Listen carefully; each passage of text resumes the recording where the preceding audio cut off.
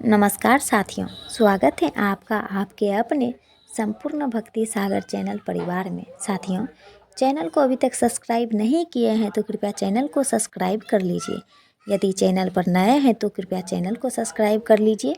Video को like कीजिए, video के अंत तक बने रहें। आइए आज हम करवा चौथ की कथा सुना रहे हैं। करवा चौथ की आप सभी साथियों की ढेर सारी शुभकामनाएं।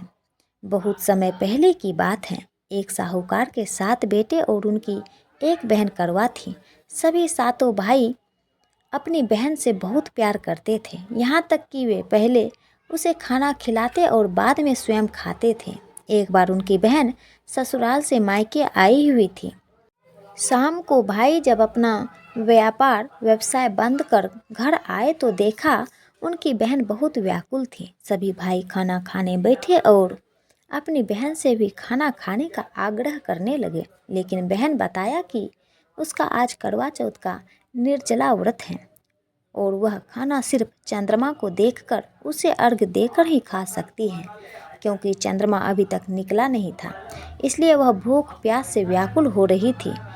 सबसे छोटे भाई को अपनी बहन की हालत देखी नहीं जाती और वह दूर पीपल के पेड़ पर एक दीपक जलाकर चलने की ओट में रख देता है। दूर से देखने पर वह ऐसा प्रतीत होता है कि जैसे चतुर्थी का चांद उदित हो रहा हो। इसके बाद भाई अपनी बहन को बताता है कि चांद निकल आया है, तुम उसे अर्घ देने के बाद भोजन कर सकती हो। बहन खुशी के मारे सीढ़ियों पर चढ़कर चांद को देखती है, उसे अर्घ देकर खाना खाने बैठ जाती है। वह पहला टुकड़ा मुंह में डालती है तो उसे छींक आ जाती है, दूसरा टुकड़ा डालती है तो उसमें बाल निकल आता है और जैसे ही तीसरा टुकड़ा मुंह में डालने की कोशिश तो उसके पति की मृत्यु का समाचार उसे मिलता है। वह बौखला जाती है। उसकी भाभी उसे सच्चाई से अवगत कराती है कि उसके साथ ऐसा क्यों हुआ। करवा चौथ का व्रत गलत तरीके से टूटने के कारण देवता उससे नाराज हो गए हैं और उन्होंने ऐसा किया है। सच्चाई जानने के बाद करवा निश्चय करती है कि वह अपने पति का अंतिम संस्कार नहीं होने देगी और अपने सतीत्व से उन्हें पुनर्जीवन दिलाकर रहेगी। वह पूरे 1 साल तक अपने पति के शव के पास बैठी रहती है, उसकी देखभाल करती है। उसके ऊपर उगने वाली सुई नुमा घास को वह एकत्रित करती जाती है। 1 साल बाद फिर करवा चौथ का दिन आता है। उसकी सभी भाभियाँ करवा चौथ का व्रत रखती हैं।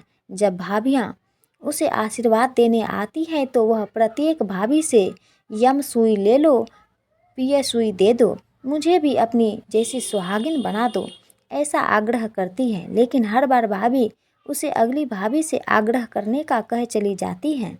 इस प्रकार जब छठे नंबर की भाभी आती हैं तो करवा उससे भी यही बात दोहराती है। यह भाभी उसे बताती है कि चूँकि सबसे छोटे भाई की वजह से उसका व्रत टूटा था, अतः उसकी पत्नी में ही शक्ति है कि वह तुम्हारे पति को दोबारा जीवित कर सकती है। इसलिए जब वह आए तो तुम उसे पकड़ लेना और जब तक वह तुम्हारे पति को जिंदा ना कर दे उसे नहीं छोड़ना। ऐसा कहकर वह चली जाती है। सबसे अंत में छोटी भाभी आती है। करवा उनसे भी सुहागिन बनने का आग्रह करती हैं, लेकिन वह टाल मटोली करने लगती हैं। इसे देख करवा उन्हें जोर से पकड़ लेती है और अपने सुहाग को जिंदा करने के लिए कहती है। भाभी उससे छुड़ाने के लिए नोचती हैं, खसोटती हैं, लेकिन करवा नहीं छोड़ती है। अंत में उसकी तपस्या को देखकर भाभी पसीज जाती है और अपनी छोटी अंगुली को चीरकर उसमें से अमृत उसके पति के मुंह में डाल देती है। करवा का पति तुरंत श्री गणेश कहता हुआ उठ बैठता है।